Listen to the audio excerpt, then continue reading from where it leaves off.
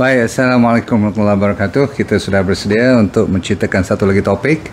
Sementara itu saya melihat ramai respon mengatakan tak pernah dengar perkataan vitiligo ataupun tak pernah tengok. Betul, kes-kes ini kemungkinan antara yang jarang berlaku, tetapi ada. Sila tekan love, tekan like, tekan share. Jadi malam ni tentang vitiligo ataupun SOPAK, SOPAK.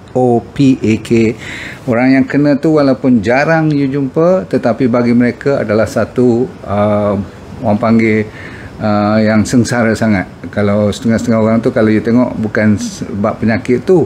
Sebab kalau saya cerita tentang SOPAK nanti, saya kata dia tak berjangkit, dia tak bawa maut, bunyi macam simple. Tetapi dari segi socio-psikologi, socio impactnya, dari segi masyarakat macam mana melihat beliau, ini yang kita nak cerita. Baik, bismillahirrahmanirrahim. Assalamualaikum warahmatullahi wabarakatuh. SOPAK atau vitiligo adalah satu lagi penyakit kulit yang kita nak cerita malam ni. Dia tidak ada kaitan dengan fungus.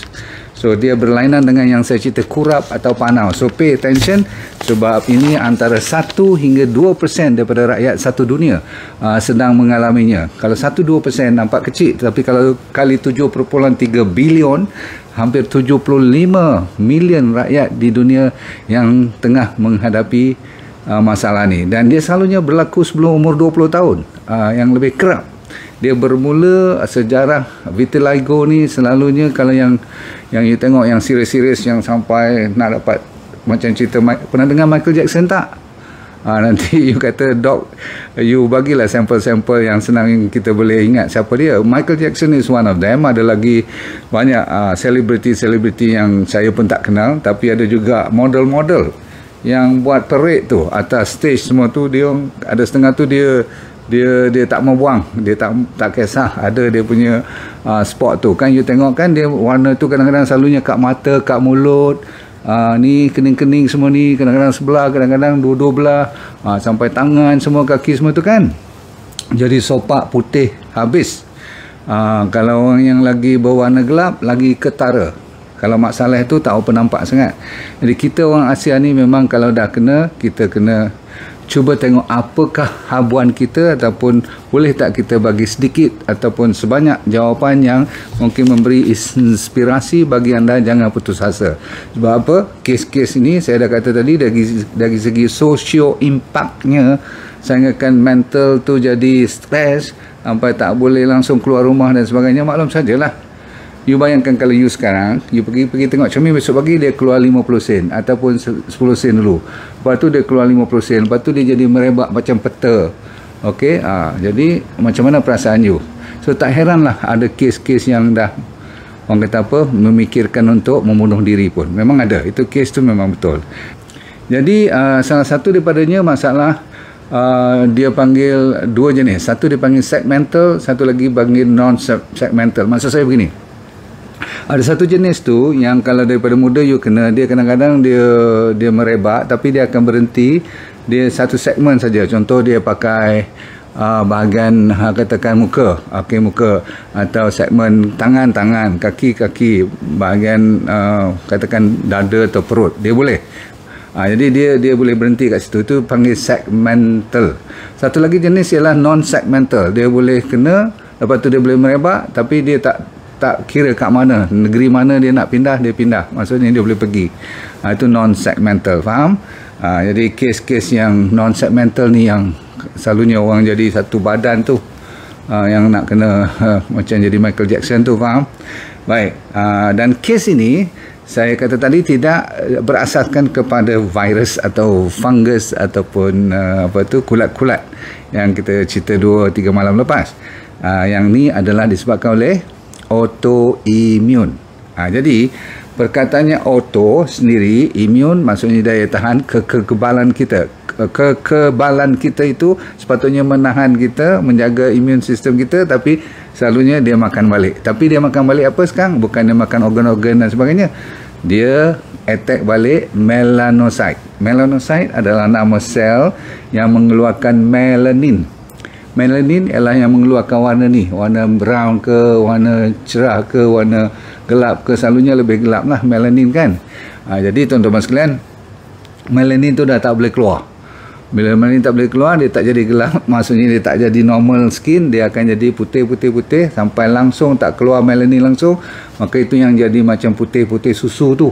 Nampak tak orang yang ada sopak ni? Betul? Jadi tengok berapa jauh dia attack dan berapa banyak dia menular, maka dia boleh merebak. Tetapi dia tidak berjangkit, saya ulang, dia tidak berjangkit, dan cuma ada isu family. Maksudnya keturunan ada. Ada kes-kes yang kalau ada adik-beradik you kena lebih berhati-hati sebab ada chance. Sebab apa saya kata berhati-hati? Sebab kalau you dapat temuinya lebih awal dan memberi rawatan lebih cepat, lebih awal, dan menutup ataupun mengurangkan masalah penyebaran penyakit ni, maka boleh you tak nampak teruk sangat sampai nak kena pakai, ujung-ujungnya setengah orang pakai make up pun supaya nak cover balik muka dan sebagainya. Baik, kita sambung dulu. Adakah dia boleh dirawat penyakit ini? Jawapannya yes. Jadi malam ni kita kena semangat sikit sama ada dia dapat impak yang 100%, boleh berhasilkan sampaikan boleh recover fully, itu tergantung pada jenis penyakit, betapa serius dan apa lagi faktor-faktor lain. Faham? Okey, jawapannya masih boleh dirawat. Nanti saya cerita apa jenis rawatan yang sedia ada dan boleh diguna pakai. Baik, sambung. Satu lagi, kalau kita selain pada disebabkan oleh autoimmune, masalah penyakit sopak ni, dia boleh juga disebabkan oleh kalau you makan banyak ubat-ubatan. Memang ubat-ubatan ni tak pernah orang cerita tentang boleh jadi sampai sopak lah, tetapi boleh. Drug reaction, reaksi tindakan balasnya dengan ubat-ubatan yang berat-berat kalau you makan lama sangat. Sebab itulah kes-kes macam orang makan ubat bertahun-tahun ni kena hati-hati sikit, okay? Sebab drug antara penyebab boleh jadi orang panggil apa, sopak badan kita.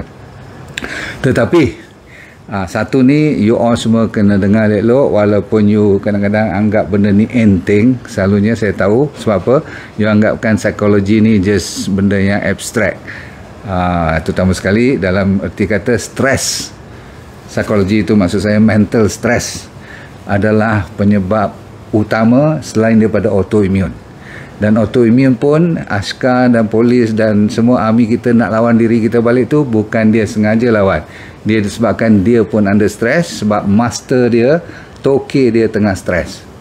Faham? So semua kes ni kalau you tengok dari segi dia punya rawatan pun, apabila orang tu tengah buat rawatan pun, doktor dah dapat dia punya result. Kalau dia tengah stres, tak boleh baik ataupun lambat baik. Bahkan kalau dibiarkan dia stres orang diri, tak ada orang support, benda tu akan apa orang panggil menular lah. Dia boleh menyebar lebih banyak tempat lain lagi. Berarti stres adalah pemicu utama kenapa autoimmune ni berlaku dan boleh melambatkan ataupun menerukkan keadaan. So stress is actually almost number one lah. Seterusnya, tidak lain tidak bukan ialah diet. Diet memang terkenal lah siapa yang dengan stres, dengan diet, dan juga tidak cukup tidur. Semuanya berbalik-balik kepada simple lah.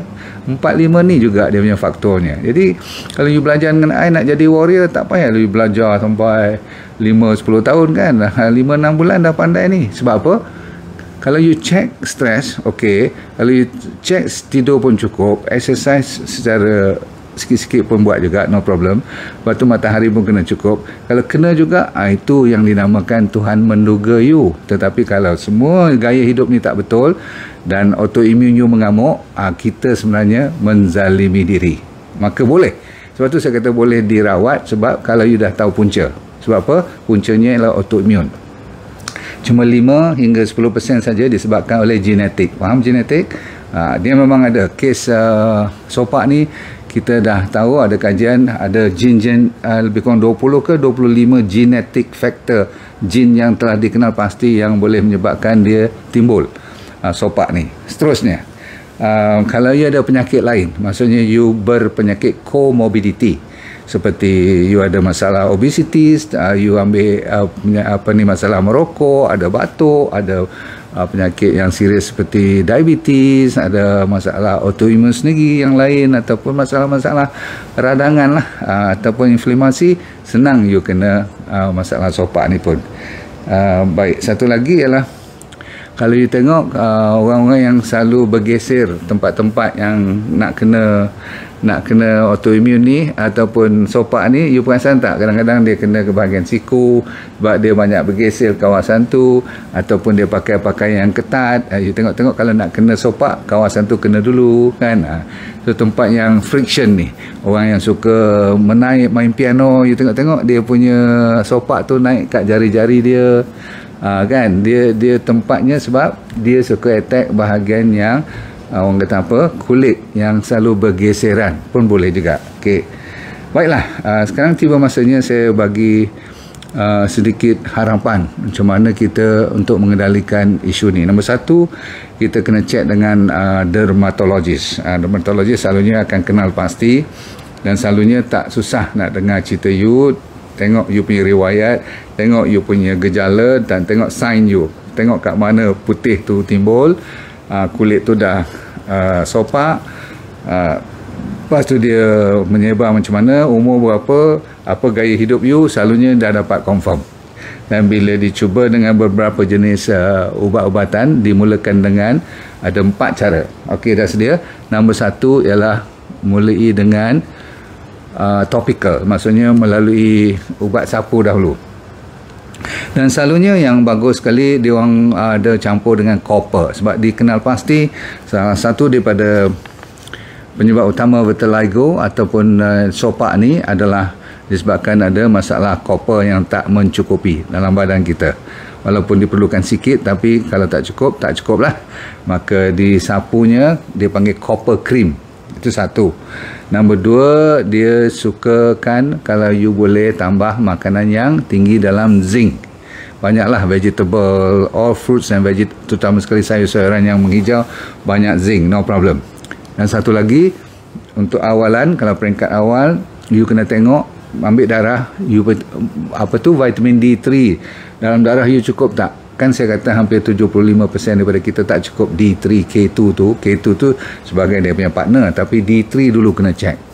Okay, saya dah cerita vitamin D is very important, so jangan melawak. 3 ni, copper, zinc dan D3. Doktor akan kenal pasti ni dulu. Kalau doktor tak buat 3 ni, tak check, you tolong bagi tahu sekejap, kata check macam mana copper, zinc dalam terutama sekali vitamin D3 tu. Lepas tu selalunya doktor akan bagi steroid juga, sapu. Dan ingat, siapa yang dapat steroid tak lebih pada sebulan 2, tak apa. Kalau lebih pada 2-3 bulan, nak kena cek dengan doktor. Tak boleh lama lebih pada 2-3 bulan steroid ni, jaga.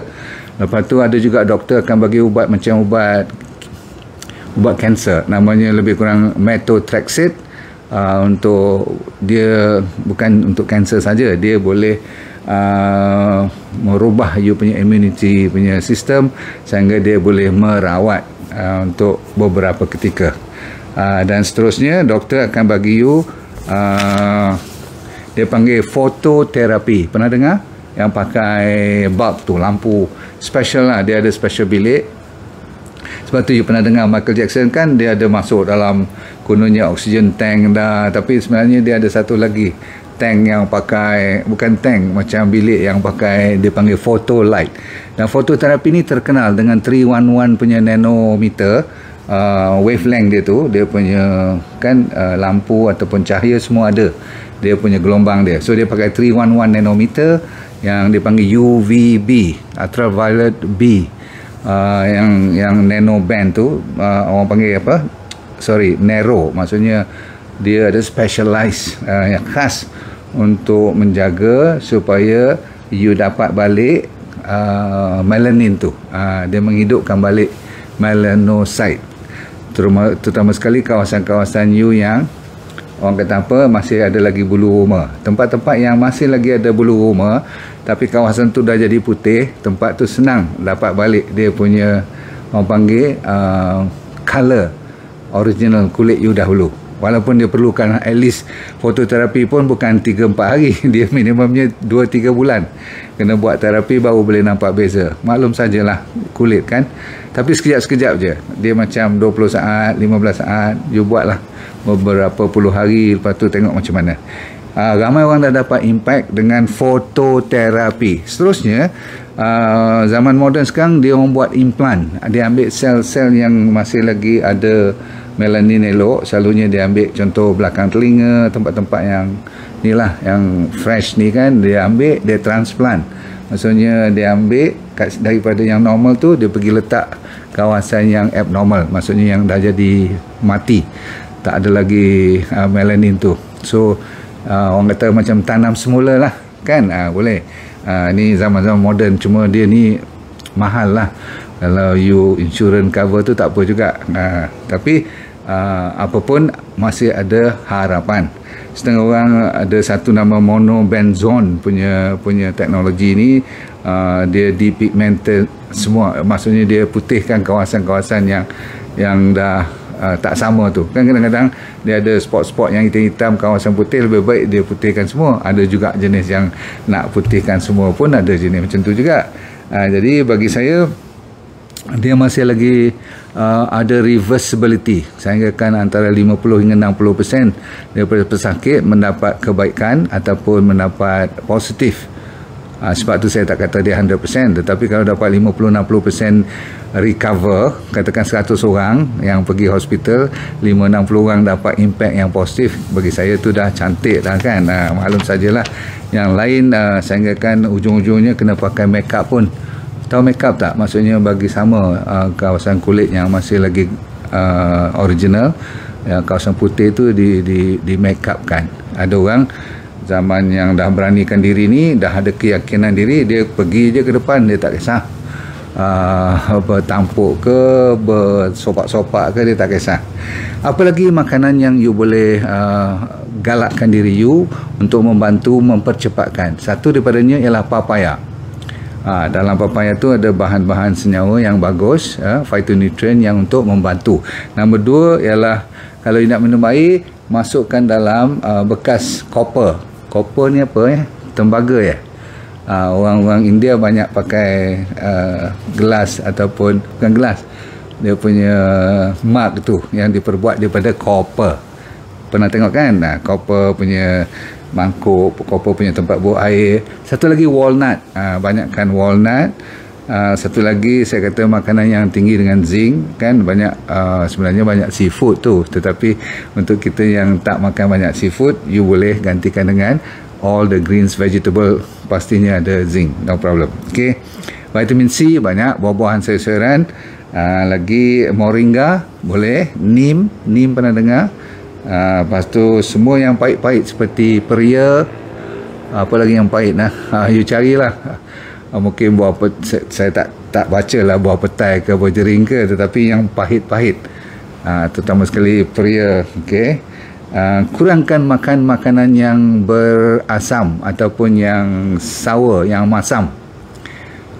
Walaupun bagus, saya kata lemon semua tu buat sementara waktu ni. Untuk makanan-makanan yang citrus, yang orange tu, dikenal pasti tidak bagus sementara you nak betulkan balik kulit you ni.